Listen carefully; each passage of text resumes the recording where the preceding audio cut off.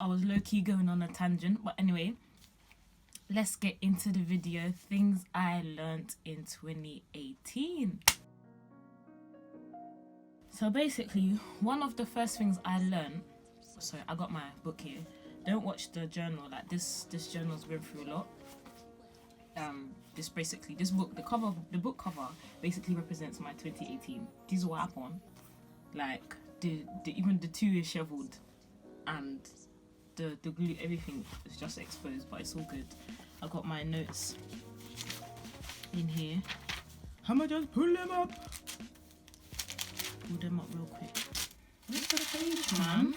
So one of the first things, yeah, pleasing people instead of pleasing God will cause you to implode. When your focus is on people and doing what people would like you to do, instead of checking in with God, be like, hey God, is this something that I should be doing? Or is this even pleasing to you? Is this gonna bring benefit to people's lives around me? If it's not, then that needs to be cut off. This year for me was a real eye-opener in trying to please people will actually get you nowhere. And pleasing people is different to respecting people. Respect is earned, but you can still be respectful around people with not trying to basically brown nose, if you get what I mean. You can still be respectful, but you don't have to chase after people, because feelings are fickle. And if you rely on, if I do this for somebody, then they'll like me. If I do this for somebody, then their opinion will change of me. They're only fleeting thoughts. And once someone's got their first impression of you, that's usually what they're gonna remember. They're not gonna remember all the things you've done for them. They're gonna remember how you made them feel. So pleasing God gets you further than trying to please people. If people are pleased with what you do, and that's not your main focus, then that's nice. Seek ye first the kingdom, and all the things shall be added onto you. So if you're doing what's pleasing to God, then it doesn't really matter what people think. And it's easier said than done. I know that people are like, yeah, I don't care what people think. No, it's hard to be delivered from the opinions of people. Trust and know that it's hard. But I'm here on the other side to let you know that honestly, pleasing God is really, it gives you peace. It gives you peace that I cannot even explain to you. A peace that goes beyond all your understanding. I'm telling you, pleasing God is really the way to go. To increase in skill is to increase in power. I'm gonna let you deep that for a minute, but I'll give you an example. You get these celebrities, yeah, and you only know who they are, or say like, we're gonna go with actors because we're not even trying to do some of these celebrities are famous for nonsense, but I digress. You get these actors, right, yeah, and you know who they are, and they're getting role after role after role because they've mastered their skill, and that makes them more powerful in their influence because they've grown their skill, which makes them recognizable. It builds it unintentionally builds clout, but you're not trying to do clout. You're focusing on the skills and gifts that you've been given and strengthening yourself. That's how you become more effective, when you deal with what's been given to you rather than being jealous of what someone else has or trying to be reaching or looking at what other people's doing. When you focus on the skills set that you have, the tools in your belt, that's how you can then be effective. So to increase in skill is to increase in power. Tip number 3. Quiet time. I'm gonna say this. Quiet time with God will keep you sane. Listen carefully. Quiet time with God will keep you sane. I went through a period last year where I was quiet, but I wasn't spending time in the quiet place. When you're pouring out and you're not going back to the source to be poured into, you will run out and be running on empty adrenaline. But when you have that crash, when the caffeine's done, when the energy drink finish, you will crash, and the crash is so low that it's actually a madness, that you're not useful to anybody if you're crashing and out here just empty. Then you lean on people unnecessarily, because you're running on an empty, and then that's how you frustrate people, because you're drawing extra from them because you're not going back to the source like you're supposed to be doing. When I deeped that I wasn't checking back in with God, I wasn't talking to God as much as I used to, I wasn't even just sitting and absorbing his presence and just being aware and sensitive to what he wanted to say to me at the time. There was serious problems. I was very uncomfortable to be around, because I was just like, I don't want to be here. This is dry. And like being around people was low-key torture, because I'm just like, what am I doing? What am I actually doing?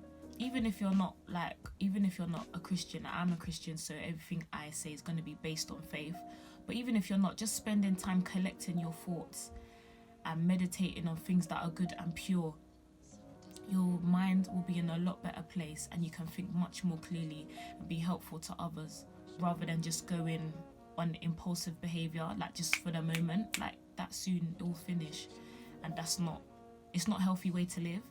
So having quiet time and time to process your thoughts, process your emotions, process what you learned today, process what didn't go well, and process what you've learned today, so you can take that into tomorrow. Much better way to live. Number 4, if you hold your breath waiting for people to apologize for things that they have done, you will pass out. Turn blue, t-shirt reference, turn blue and pass out.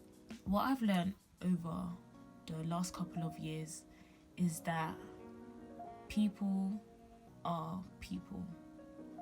Humanity is humanity. Humanity is flawed. That's why God had to send Jesus, because we just weren't getting it. We were not getting it. We kept deafening up the plan, and it just couldn't run. When people do things, they're not doing it to you necessarily, unless they're bad mind, but we'll leave that for another video. People are not doing things to you, they're doing it for them. That doesn't always translate well. People that do things, they're not doing it to hurt you directly. They're doing it for self-preservation. And sometimes when people do things, there's consequences that they didn't necessarily calculate. They didn't do the maths. There's consequences to when you make decisions without completely thinking it through. And you know, like, okay, when you watch like cartoons and it goes to self-destruct and the buttons like flashing, and people just want to press the escape, so they press the eject. They're not thinking about where they're gonna land. They're not thinking if the parachute's even gonna work. They're not even thinking if they've gathered enough food supplies or whatever. They just want to get out of things quickly now. They're not gonna have time to apologize on the person's house. That if they land on someone's roof, they're gonna be like, yeah, I landed on your roof because fam, my plane was gonna explode. But they're not necessarily thinking, I'm sorry for landing on your roof. They're going to be like, fam, I'm alive. Like, I had to do it for self-preservation. So sometimes when people do things, honestly, you cannot take it to heart. Don't hold your breath for an apology. Just vent it out to someone you trust. I usually do my venting to God. Vent it out to someone you trust and just keep it pushing. What have you learned from that situation? It's always about drawing back, collecting your thoughts, and making sure that you're learning from the experiences that you go through on a daily. And that leads on to my next point quite well, is think before. I know people say think before you speak, but it's actually think before you act, because speaking is still an action. So you need to think before you act, because actions speak louder than words. People don't necessarily think things through. I can't remember the cartoon I was watching. I'm a cartoon fiend. So a lot of the references I have is usually because I was watching something on TV or YouTube. Forget TV. It would have been on YouTube or Netflix or Now TV, amen. So sometimes, you know, when you see that cartoons, like they have blueprints in their head, like it usually comes like here, and it's like all blued out, and it's usually Tom and Jerry, and like it's sketched in chalk, and you see the plans playing out, like if they do A to B to C. People don't always think that much, and that's something that I tend to do a lot. My problem was not acting out the things that I'd thought. Spend a lot of time in my head. As small as it is, there's a lot going on. Like neurons be firing 24/7. Thinking before you act will save a lot of unnecessary confusion and misunderstanding. Communication is key. If you're gonna do something, think about what you're gonna do when you do it. And even if you think and there's gonna be consequences, be prepared for the consequences. You can't be prepared for everything, but you can always be conscious. And I'm not saying like, oh, don't do that because so and so is gonna think this. If you have peace about it, then you just need to move forward, and you can't focus on what people think about you. Being delivered from people's opinions will really save you some serious heartache. That's what my bishop always says. The deliverance from people is the most important kind of deliverance. My next point: saying no does not make you a horrible person. It doesn't make you selfish. It almost preserves you, so your yes means more. Saying no makes your yes mean more. Your time becomes more valuable when you learn to say no, and you sort of weigh up what you decide to spend your energy on. If you're a yes man, you can't say yes to everybody because you physically can't say yes. That's like saying, if you say yes that you're gonna go here, but you've already said yes that you've got a doctor's appointment at the same time, someone's gonna get let down. You physically cannot say yes all the time. And I learned that the hard way. I thought, oh, well, if I don't say yes, then they won't like me. You have to say no sometimes, and it's even no out of love. You say no now, so when people really need it, when you really need to say yes, you're able to say yes. You say no, so your yes means more. Number 7, showing compassion through actions rather than just thinking it. I have a problem here. Hi, my name is Rianna. Hi, Rianna. And I have a problem with showing compassion. It's not that I'm not a compassionate person.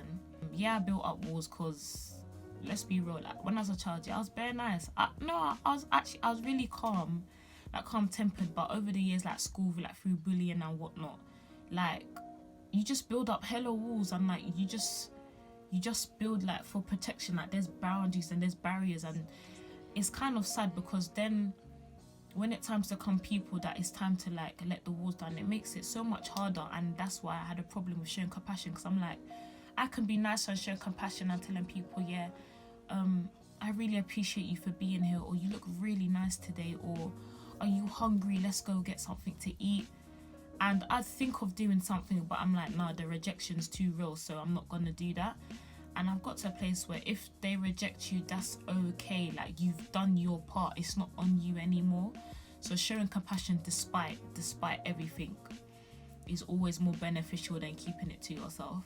This number 8, is something that I deeped earlier on in the year. So man like Einstein, you know, the one with the moustache and like the hair just out. He said that doing something over and over again expecting a different result is insanity. If you want things to be different in your life, you have to change the equation. You have to, if you're dividing, try adding. If you're subtracting, try timesing, multiplication. Like, you have to change the equation to get a different answer. I used to get really frustrated because I'm like, why is things still the same? Why does this keep on happening?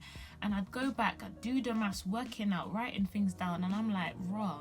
At this point in the year, at this point in the relationship, things start to break down because you acted the same. You didn't change. You didn't do anything different. Guys, I'm telling you, if you want your 2019 to be different from 2018, you have to change the equation. You have to behave differently. Your response to things is so important. The way you respond to situations is really key on whether you've learned a lesson or not. God will continue to test you on something until you catch the key. Like, what's that film called? I don't remember, but it's that Marvel film. Once you've passed a level, then you can then obtain the key and move on to the next level. It's the same with Mario. When you're finding the keys and you defeat the boss on the boss level, that's when you can then progress on to the next level. You've gathered coins, you've gathered intel, you've gathered like what's them, like mushrooms and all that, 1-ups. For when the time comes, you have something to draw back on. You have to change the equation to obtain a different result instead of going in cycles. We're not going around in circles. We're not. 2018, we're not doing that. Change the track, man. Mario Kart, change the track. We're not doing this level again. We're not doing it. We're taking a side path. We're going to be smart. We're going to change the equation. And to add to that, when you change the equation, be the change that you want to see, because people always want to make suggestions of what you can do, and for things that annoy us, we're like, yeah, I don't like when that happens. If you don't like when what happens, change it, do something about it. If you don't like when so and so gets left out, go and include them yourself. Or you don't like when you see people hungry, go and get them something to eat. Or if you don't like it when people like troll on the internet or like just be bashing people, do the opposite. Like, people always want to complain about things they don't like, but unless you're doing something to help change it, like you might spark someone else or inspire someone else to do, say, hey, you know what, that person's doing it differently, I'ma move differently as well. Be the change that you want to see. Being focused on a goal saves you time and energy. When you're trying to take a picture, yeah, and the camera's out of focus, the amount of time that you waste trying to decipher what the picture was supposed to be of, you're wasting time, you're wasting precious God-given time that is just unnecessary. And the energy that you're using to try and be like, oh, that looks like a tree, but I'm not kind of sure if it's a tree. I mean, it's green, but it doesn't kind of look like a tree. Before you take the time and put the camera lens in focus, then you see clearly and you're able to decipher, like, right, this is that, this composition, rule of thirds, bam, bam, bam. We're snapping this, you know, this composition is great, we can move on. When you're not focused, I've even, my mood board is over, not mood board, we're not calling it a mood board, we're calling it a vision board. Write the vision and make it plain. I've even got my vision board over there. So every time I wake up, I can see what I'm supposed to be focusing on for the year. When you lose focus, you lose yourself when you lose focus. When the horses are running race, right, and they've got them blinders on like this, they don't even have the option to focus on anything else but the racetrack in front of them. They've got their rider on their back, they're taking instructions and direction. When you're given direction, you have something to follow, and if you can't see what other people's doing, the horses on either side, like, you can't see what they're doing, and because it's not important. I've said this so many times this year, and I didn't even fully deep it until the new year was coming in. Stay in your lane and stop worrying about other people, because when you turn your head, that's when people start to sway, and that's when you get disqualified when you're intercepting people's lane. That's when the problems start to hit. When you stay in your lane, and not stay in your lane to say don't try new things. When I say stay in your lane, I mean stay in your metron, your sphere of influence. Focus on what you're good at and focus on how you can impact the world and leave a good legacy behind, leave a good print. You don't want the tombstone to say they were so good at so many things, but no one knew because they hid it, or they had the potential to do such and such. Especially because potential doesn't always manifest into real things. If you've got the potential, you need to work on the potential for it to materialize into something real. This year is gonna be really something.